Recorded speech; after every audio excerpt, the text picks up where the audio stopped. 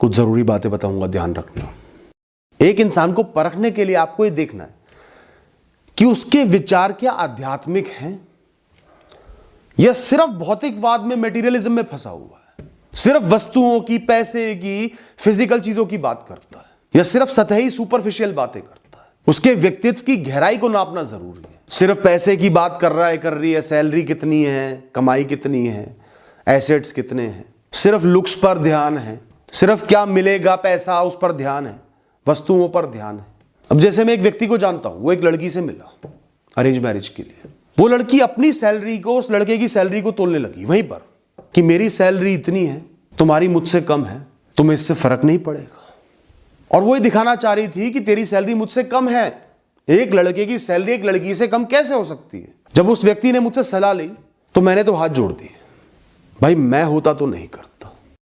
दोस्तों कई बार क्या होता है, कई लोग एक नेगेटिव माइंडसेट से एक इंसान से मिलने जाते हैं, वो रिजेक्ट करने के कारण ढूंढते हैं। उसमें उनकी गलती नहीं है, शायद पहले उनके साथ कुछ गलत हो गया हो, कोई रिश्ता टूट गया हो, लोग बिल्कुल पसंद ना आए हो, तो एक माइंडसेट बन जाता है कि हम दूसरे इंसान को रिजेक्ट करने के कारण ढूंढने लगते हैं। वो शायद हमारे अंदर की इनसिक्योरिटी होती है, डर होता है कि ये छोटी सी गलती है या ये छोटा सा फर्क आ रहा है उसकी सोच में, तो हम दोनों साथ नहीं रह पाएंगे।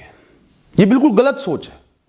मन को खुला रखकर जाओ, कोई भी इंसान परफेक्ट नहीं होता, ना आप हो ना वो इंसान है, सब में कमियां होंगी, सब आपके कोई ना कोई क्राइटेरियंस को मीट नहीं कर पाएंगे, कहीं ना कहीं आपको एडजस्ट करना पड़ेगा, कहीं ना कहीं उनको भी एडजस्ट करना पड़ेगा। तो इस सोच के साथ जाओ कि क्या क्या अच्छाइयां हैं उनमें जो मुझे सूट करती है, मैं कैसे उनको प्रेम कर पाऊंगा। छोटी छोटी कमियों पर या डिफरेंसेस पर आपको डरना नहीं है, घबराना नहीं है, उनके हल का सोचना है, उनके परे सोचना है कि क्या वो सबसे जरूरी कारण है जो एक इंसान में होने चाहिए और इनमें वो मौजूद हैं, मुझे उन पर ध्यान देना है। तो हर इंसान के दिमाग में एक तो जरूरी चीजें होनी चाहिए जिनके बिना वो शादी नहीं कर सकते। जैसे एक लड़की को इंडिपेंडेंट होना है तो ये उसके लिए सबसे जरूरी है।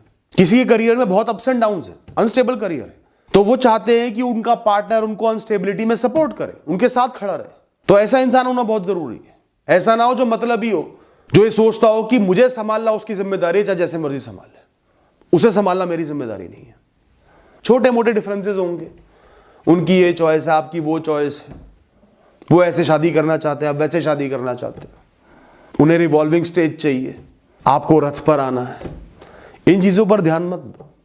या उसके चेहरे पे 2 पिंपल आ रहे हैं, देखते हैं लोग इन चीजों को, उसके 4 बाल सफेद आ रहे हैं, मत देखो इन चीजों को यार, मूर्ति नहीं लेकर आ रहे। हर क्षण में इंसान का जीवन पलटता है।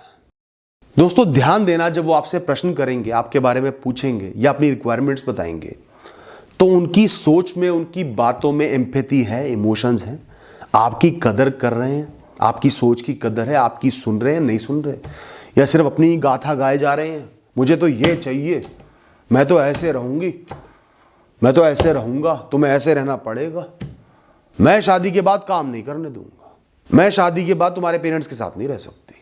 इससे इंसान की समझदारी का, मैच्योरिटी का पता चलता है। वो अपनी रिक्वायरमेंट्स प्रेम पूर्वक बताएंगे, आपकी सुनेंगे, एक फुल एंड फाइनल स्टेटमेंट नहीं देंगे। आप कोई जॉब इंटरव्यू में नहीं आए हो कि वो आपको नौकरी दे रहे हैं, तो अपने क्राइटेरियंस भी बता रहे हैं, तो प्रेम पूर्वक बता रहे हैं, खुली सोच के साथ आपको सुन भी रहे हैं, फिर डिस्कस कर रहे हैं। लिस्ट नहीं थमा दी, ये रख ले लिस्ट, मैं तो बहुत सुंदर हूं, सर्व सुंदरी हूं, इस लिस्ट को मानेगा तो शादी करिए, पैरों में पड़ा रहेगा तो शादी करिए, और आप हाँ कर दोगे, सुंदर तो है। यही फंसते हैं ज्यादातर लोग। एटीट्यूड देखो उस इंसान का कैसा है, अभी से भावनाएं ऐसी हैं, तो शादी के बाद जब जीवन में उतार चढ़ाव आएंगे, लड़ाइयां होंगी, वो आपको पालतू कुत्ता बना के रख देंगे। जब भी किसी से मिलो ना, ठीक है लुक्स का पसंद आना, पर्सनैलिटी का पसंद आना जरूरी है, मैं ये नहीं कहता कि कंप्लीटली इग्नोर कर दो, वरना आपके अंदर वो फील ही नहीं आ पाएगी शादी की। शादी एज एन इंस्टीट्यूशन को एंजॉय नहीं कर पाओगे। लेकिन जब एक इंसान को देख लिया तो कुछ क्षण के लिए जीवन में 30 साल आगे पहुंच जाओ।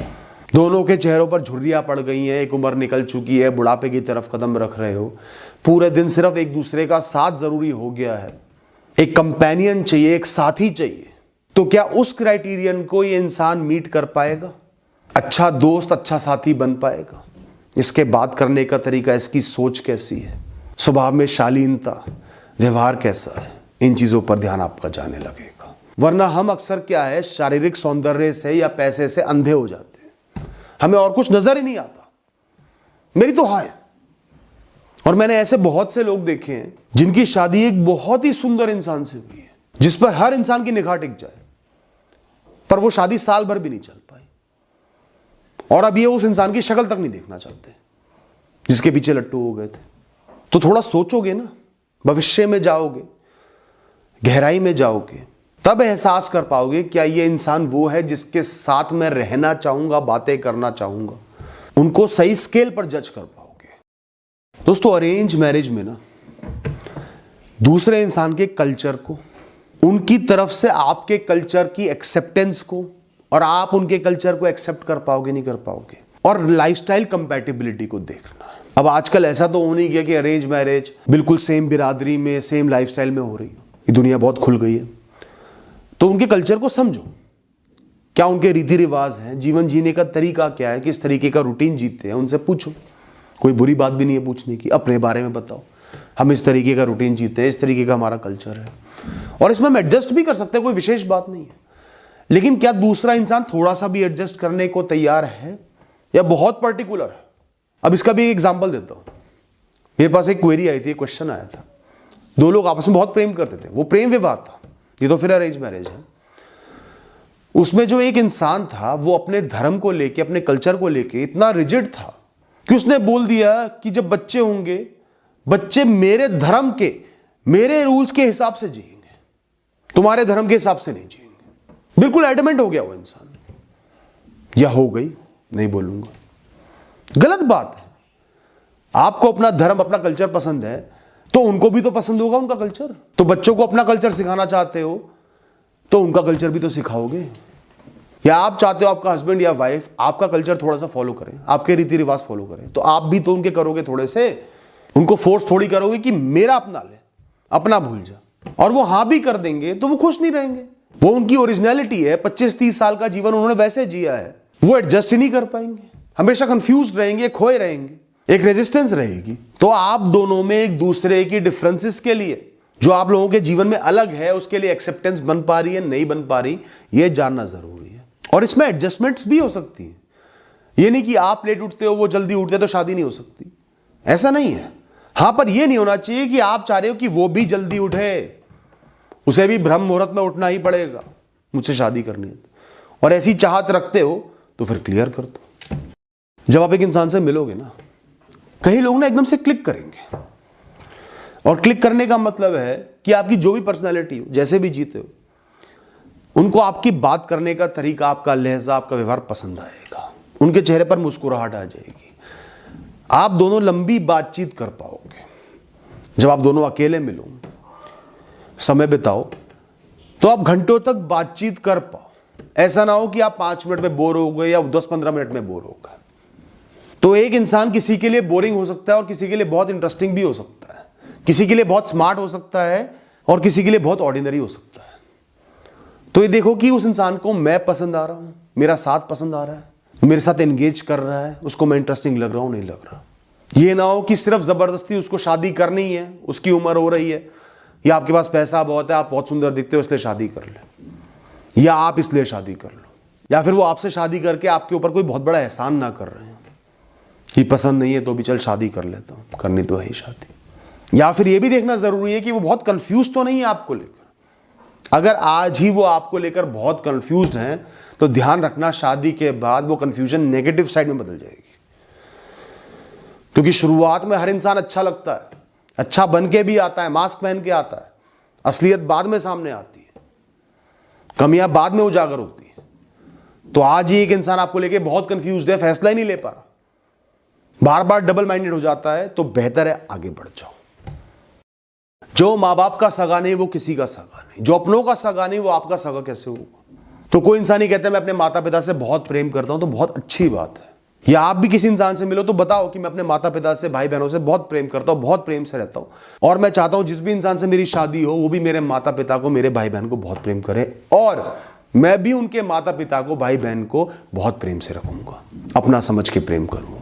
और इस बात में वो इंसान भाग जाता है, ये तो माँ बाप से ही चिपटा रहेगा, तो बहुत अच्छी बात है, जाए तो जाए। और ये भी नहीं होना चाहिए कि अपने माता पिता से मैं बहुत प्यार करता हूं, तुम मेरे माता पिता से प्यार करो, मैं तुम्हारे माता पिता से नहीं करूंगा। तो अगर वो इंसान आपको कह रहा है कि मैं अपने माता पिता से बहुत प्रेम करता हूं, आप भी बोलो मैं भी अपने माता पिता से बहुत प्रेम करता हूं, और मैं चाहूंगा कि मेरा पार्टनर भी मेरे माता पिता से प्रेम करे और मैं भी उनके माता पिता से प्रेम करूंगा। परिवार भी बहुत जरूरी है दोस्तों। ठीक है, दो इंसानों की शादी हो रही है, लेकिन दो इंसान सिर्फ एक दूसरे के साथ जीवन भर समय नहीं बिता सकते। माता पिता, भाई बहन, सबकी अपनी अहमियत है। सबको अहमियत शुरू से ही दो, फर्स्ट डे से ही दो। जब मिल रहे हो तभी से दो, तभी आगे बनी रहेगी। और देखो क्या वो माता पिता की इज्जत कर रहे हैं, उनको कैसा ट्रीट कर रहे हैं, या क्या इंपॉर्टेंस देते हैं। एक जो वो दकियानूसी सोच होती है, भाव होते हैं, ऊंच नीच, लड़का लड़की, लड़की ये नहीं कर सकती, लड़का ये नहीं कर सकता, लड़की घर नहीं चला सकती, लड़की की हाइट लड़के से लंबी नहीं हो सकती, लड़की की उम्र लड़के से ज़्यादा नहीं हो सकती, लड़की का खर्च तो लड़का ही उठाएगा, या मैं लड़का हूँ मेरे हिसाब से ही जीना होगा, तुम काम नहीं कर सकती, तुम्हें तो घर ही संभालना होगा, ये तुम्हारा काम होगा। दकियानूसी सोच से बचो, जो खुद को तुम पर थोपने की कोशिश करे या जिनकी सोच छोटी हो, बहुत लिमिटेड हो। ऐसे लोग बाद में बहुत परेशान करेंगे।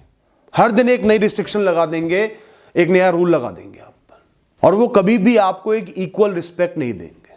बहुत पैसे वाला भी है ना, ये बहुत सुंदर भी है, इज्जत नहीं देगा तो आपका जीवन बेकार हो जाएगा, एक एक दिन काटना मुश्किल हो जाएगा। उनकी कोई रिक्वायरमेंट भी है तो बहुत प्रेम पूर्वक इज्जत से अपनी रिक्वायरमेंट बताएंगे। हर चीज में वो ऊंच नीच, छोटा बड़ा, लड़का लड़की, इस तरीके की बातें नहीं करेंगे। बराबरी पर ध्यान देने वाला इंसान अच्छा होता है, चाहे उसमें और कुछ कमियां हो, परफेक्ट ना दिखता हो, बहुत अमीर ना हो।